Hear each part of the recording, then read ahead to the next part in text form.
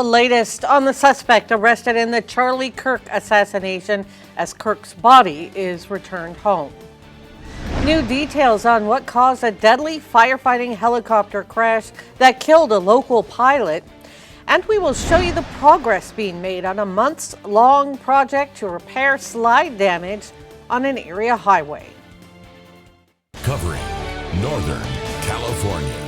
You're watching Action News Now. Coverage you can count on. The suspect in the Charlie Kirk murder has been caught. The arrest happened in Utah last night, thanks to his family. Andre Gutierrez reports from Orem, Utah, where authorities say they believe the alleged gunman acted alone. We got him. Authorities identified the suspected gunman in Wednesday's fatal shooting of Charlie Kirk as 22-year-old Tyler Robinson of Utah. A family member of Tyler Robinson reached out to a family friend who contacted the Washington County Sheriff's Office with information that Robinson had confessed to them or implied that he had committed the incident.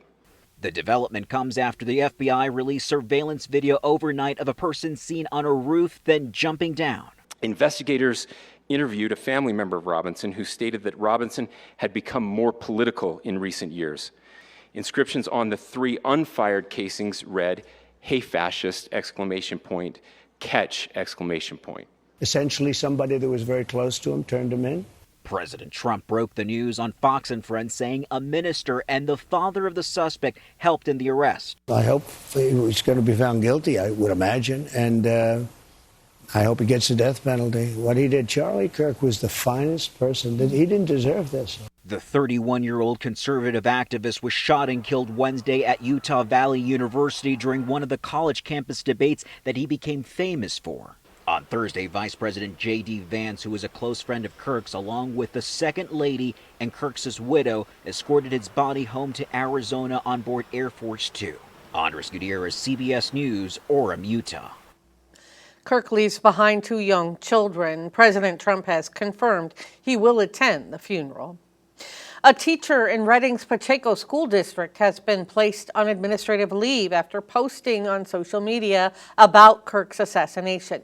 A statement from District Superintendent Jacob Fuller says, quote, "I want to assure you this post does not reflect the values, beliefs, or mission of our school or district. At Pacheco, we are deeply committed to fostering a safe, respectful, and supportive environment for every student, staff member, and family." Fuller also said he is working with the district's legal counsel and union representatives. This is a live lookout from Morgan Summit. This is the Alert California camera there, and it shows some clouds in the sky, mostly blue skies though. For the very latest on your forecast, let's check in with Court Klopping.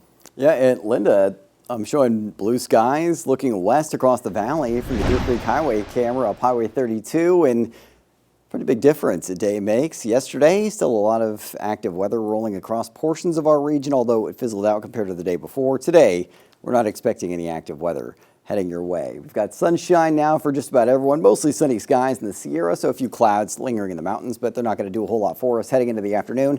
Temperatures warming up compared to yesterday as well. 79 degrees right now for Chico. Sunny skies, southwest wind to 5 miles an hour. Redding 84 degrees, north wind to 12 miles an hour with sunshine. Currently 83 degrees for Red Bluff, and right now 78 degrees in Oroville. Now, high temperatures this afternoon, topping out in the mid-80s to lower 90s. So that's climbing compared to yesterday, but still below average.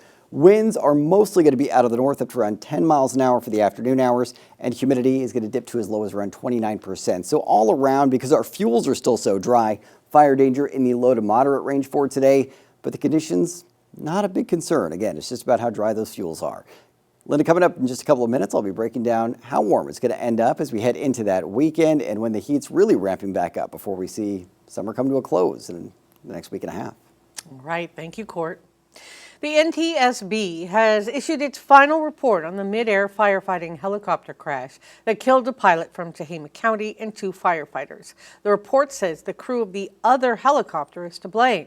Tony Sousa, a pilot who worked for Air Shasta and lived in Red Bluff, was killed in the crash in Riverside County in 2023. CAL FIRE Assistant Chief Josh Bishkoff and Fire Captain Tim Rodriguez were also killed. Sousa's helicopter was struck midair by a sky crane while battling a fire. The second helicopter had minor damage. The pilot and co-pilot were not hurt. The NTSB determined the probable cause to be the Sky Crane flight crew's decision to enter an altitude significantly above their maximum cleared altitude, which resulted in the need for an aggressive descent into congested airspace and the failure to see and avoid the Bell 407. Since the crash, CAL FIRE has added enhanced pilot training, updated communications protocols, and interagency training.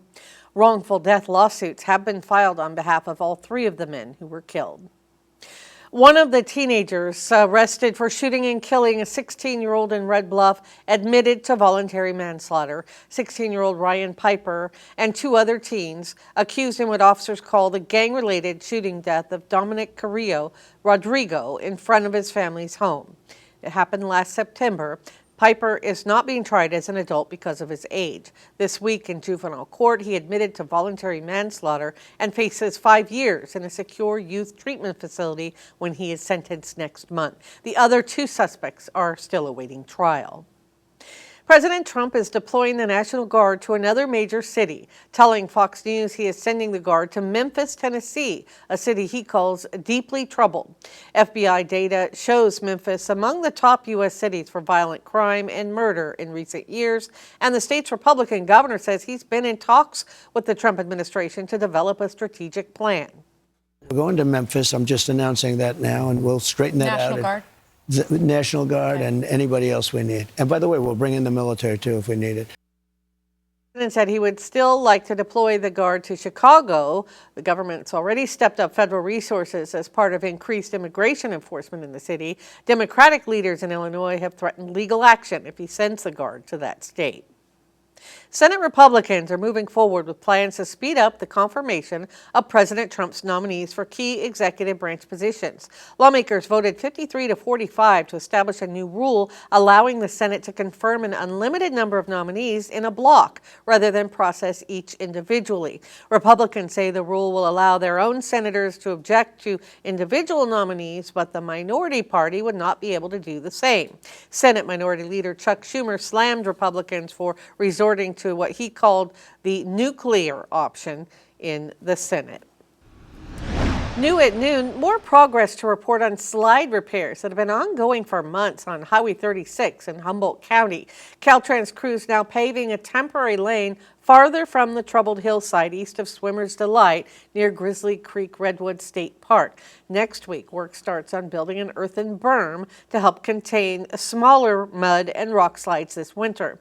Highway 36 remains open to one-way traffic with escorts at the top of each hour weekdays from 9 to 5. There are additional openings between 3 and 4 p.m. and you should expect 30-minute delays on nights and weekends. The goal is to open to two-way traffic by October. A heads up for families, the popular Caper Acres Children's Playground in Chico's Lower Bidwell Park will be closed for maintenance Monday. Park officials say repairs will be made to the padded surface in the Nico Project pirate ship play area. Caper Acres is expected to reopen on Thursday. An afternoon of delicious food and fun just for seniors. A guest joins us next with details.